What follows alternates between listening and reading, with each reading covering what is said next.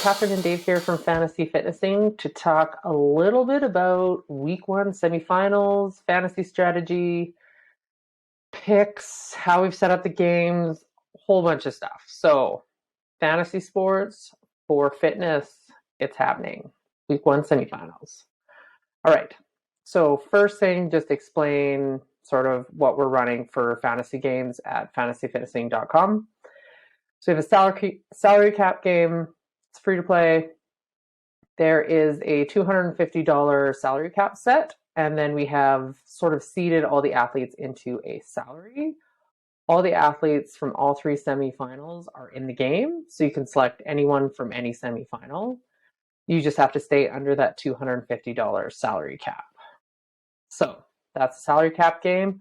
We also have draft games available. The salary cap game you can play individually. It's just sort of everyone against everyone. But the draft games, you need a few buddies together to select a roster. About 5 or 6 kind of total people is maybe the sweet spot. Each of you will draft 3 men and 3 women. The athlete can only be selected once. So if your buddy takes Tia this week, you cannot. It is a randomized order, sort of a snake draft. So it goes like 1, 2, 3, 4, 5, 6, and then 6, 5, 4, 3, 2, 1 in terms of draft order. So that is all done on the website. It sets an automatic order for you. And you just select who you want. And yeah, so those are the games. Both are free to play. It's always fun to throw in a little bit with you and your buddies to make it a bit more interesting, but that's something you guys do on your own. The games themselves are free to play. So let's talk week one, Dave. Yeah, week one, we're starting off with a bang here, which is going to be super fun to watch. I got 3 competitions with a lot of big names. So Torian Pro for Oceania, Syndicate Crown for North America, and the Lowlands Throwdown over in Europe. So a lot of big names that are going to be competing here. So going to be fun. It's also going to be super fun from a fantasy perspective, since there is a lot of options this week of how to create your teams. If you aren't sure who is competing, we have preview shows for each of the semifinals up on YouTube, Spotify, Apple Podcasts, all the major platforms. Should be linked here in the show notes below. So take a peek of those if you want a refresher before you pick the teams. And then just, again, everybody is available this week. So it's the first time we've run a game like this. So should be fun. And everything will be kind of matched up to, I think it is 6 events going through. So everybody's points should be the same, which will make it easy that way. So should be a lot of fun to play. So I guess before we wanted to kick off the semifinals, did a little bit look back to last year just to see, how the different athletes did based off of the different semifinals, and then trying to use that information to, build the best team and beat your buddies for some bragging rights there. So looking at last year's semifinals, on average, the top women outscored the men from a points perspective, about 20 points or so, all the way from, the top of the ladder down to about the 15th. So the average, first place finisher on the women's side scored about 545 points, based off of a 6 event competition, where the men's side was 528. So, a little bit of a gap there, which to me, if I'm building my roster and I'm, choosing between, it's for week one, a Tia Toomey or a Justin Medeiros, both who I, think will win their individual semifinals, being priced the same, I would take Tia just, based off the fact that the women's event the women's leader will, on average, score some more points. So if you do take approach where you are, building a team, I would add more, women to the top end with the higher price, and then fill it out with some of the men in the weaker or lower dollar values, just because they tend to score more points. But again, with fantasy, though, it is always fun to have your favorite athletes on the team. So regardless of whatever research I do, I know in week 4 I'm going to be picking Vellner for my fantasy team. So it's always good to have your favorites on there as well. Yeah, cheering for your favorites is kind of the point of fantasy sports, but it's also find some new favorites as well. So I guess going into week one, It should be a lot of fun just because we have so many athletes in there. But we just wanted to touch on a couple different strategies for picking your team that originated out of fantasy football auction leagues. So the first one, we're dubbing it aces and wild cards. So for here, you really want to stack your team with athletes that you feel are going to finish at the top of the podium and spend the majority of your budgets there. So for week one, you're looking at, Tia and Kara Saunders and Oceana, Laura Horvath, Gabrielle Magala over in Lowland Throwdown, like Medeiros or Hopper in Syndicate, and then BKG and Lazar Ducic over in Lowlands. Really, targeting those athletes that are as sure a thing to finish on top of the podium as you have there. And then from there, just trying to find those diamonds in the rough with the, rest of your budget. So looking at those $10 or $20 athletes just to fill it out as much as you can. So really, you want to get the bulk of the points with your sure things. And then if one of those athletes can be, this year's Jason Hopper or Cindy Michaelison, who, come out of nowhere and qualify for the games, that little extra boost is going to do what it's going to need to be due to put you at the top of the leaderboard. Then, opposite to that approach, which I think might actually work out well this week since there are so many athletes, is really taking a look at a balanced approach. So for here, you're not going to spend any of those, $70, $60 athletes at the top end, but really filling your roster with, essentially $640 athletes. So those athletes that you feel reasonably confident that are going to finish, anywhere from like third to ninth, kind of in that range. And this weekend, I think you got a lot of those. So you're going to have like an Ellie Turner, Jamie Simmons, Maddie Sturt, Oceana, same with like a Royce Dunn.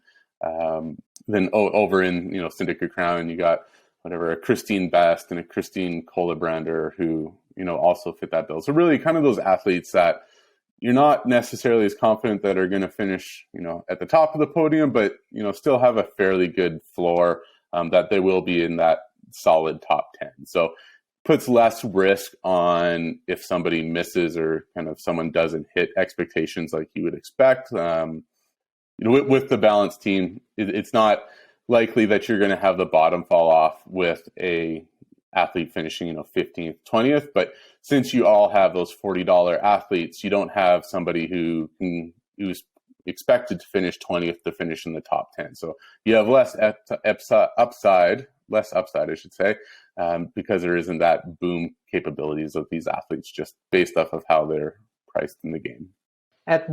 Right now, you're saying like a balanced team would probably be the best approach for this week, just the volume of athletes across the three sort of big semifinals.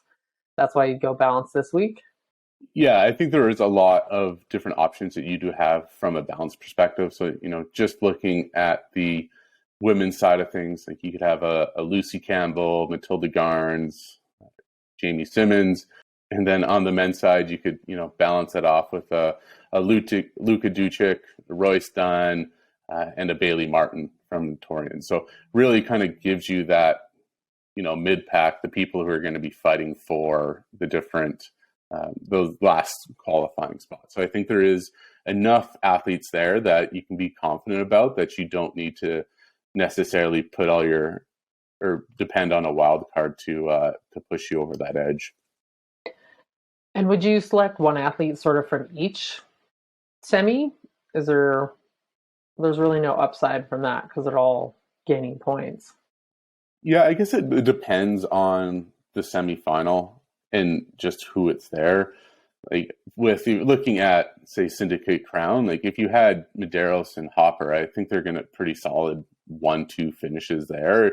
And if you feel that they're going to run away with it just between the two of them, I think that has an option. Having Tia and Kara Saunders at Torian Pro is also an option. Both of them ran away with their semifinals last year. Obviously, they're going to trade some shots back and forth, so their total points won't be as high as last year, but there's definitely a significant gap between Kara Saunders and Laura Clifton last year on the leaderboard as well. So you don't need to shy away from, having one athlete from each semifinal in order to build your team. It just, it really just depends on how confident you are of where they're going to finish. Cool. I like it.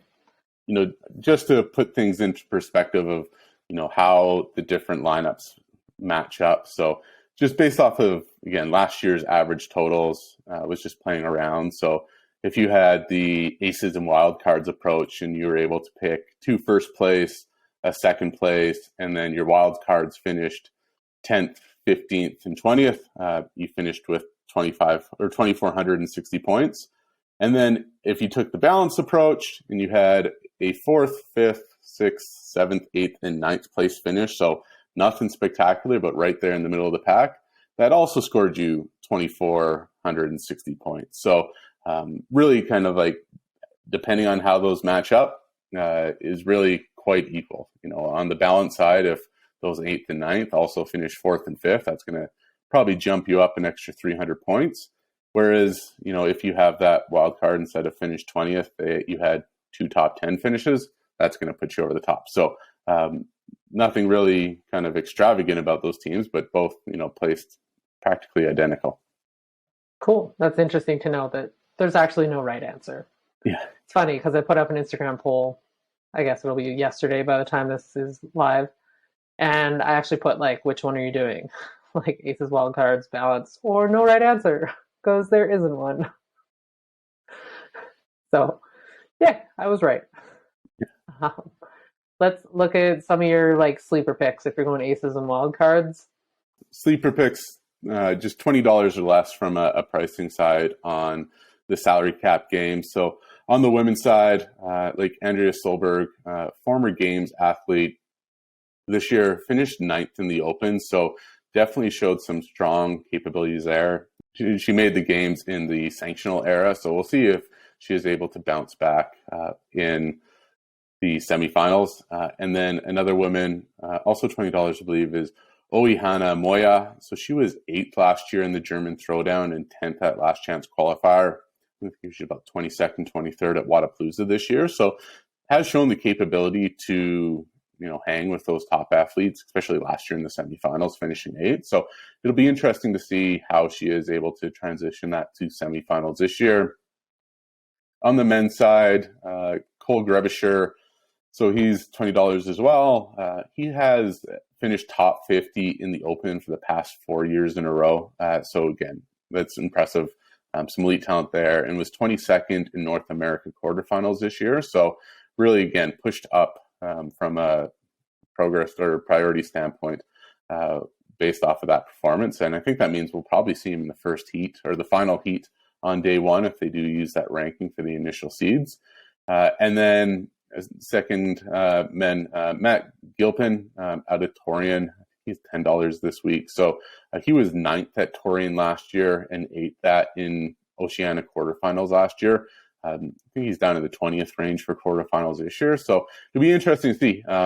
He is only 26 years old, so he definitely isn't aging out of the elite division at this point. So it'll be interesting to see how he performs with everybody over in the Torian Pro.